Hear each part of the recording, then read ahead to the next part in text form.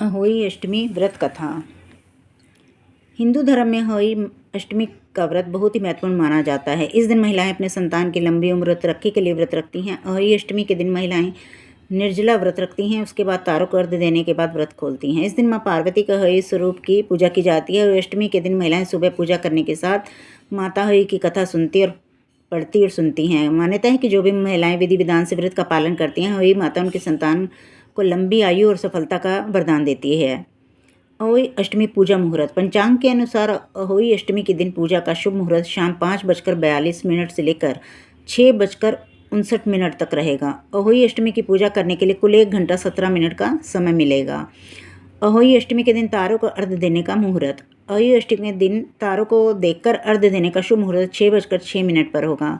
इसके बाद माताएं बहनें तारों को अर्घ्य देकर व्रत खोल सकती हैं। अहोई अष्टमी व्रत कथा। कथा के अनुसार एक नगर में एक साहूकार रहता था, जिसके 7 बेटे 7 बहुएं थीं। उनकी एक बेटी थी जिसका विवाह हो चुका था। दिवाली के दिन मैं मायके आई थी। दिवाली के अवसर पर घर आंगन को साफ सुथरा करने के लिए 7 बहुएं अपनी नंद के साथ जंगल में जाकर खदान में मिट्टी खोद रही थीं। जंगल में साहूकार की बेटी जिस जगह पर मिट्टी खोद रही थी, वहाँ पर स्याऊ यानी साही अपने बेटों के साथ रहती थी। मिट्टी काटते समय साहूकार की बेटी की खुरपी से साहू का एक बच्चा मर गया। इससे साहू माता बहुत नाराज हुई और बोली, मैं तेरी कोख बांधूंगी। उसके बाद सुनकर साहूकार की बेटी डर जाती है और अपनी सभी भाभियों से एक एक करके कहती है कि वे उसके बदले अपनी कोख बंधवा लें। लेकिन सभी भाभियों ने अपनी कोख बंधवाने से इनकार कर देती हैं। लेकिन छोटी भाभी सोचती है, अगर मैंने अपनी कोख बंधवाई तो सासू जी नाराज होंगी। यह सोचकर नंद के बदले में छोटी भाभी ने अपनी कोख बंधवा लेती है। इस घटना के कुछ समय बाद जब उसकी छोटी भाभी के बच्चे होते हैं तो वे 7 दिन बाद मर जाते हैं। ऐसे करके उसके 7 संतानों की मृत्यु होती है। तब उसने एक पंडित को पूरी बात बताती है और उपाय पूछती है। तब एक पंडित कहता है कि तुम सुरही गाय की सेवा करो। सुरही गाय साहू माता की भाईली है, वे तेरी को खुलवा देगी। तब तेरा बच्चा जिएगा।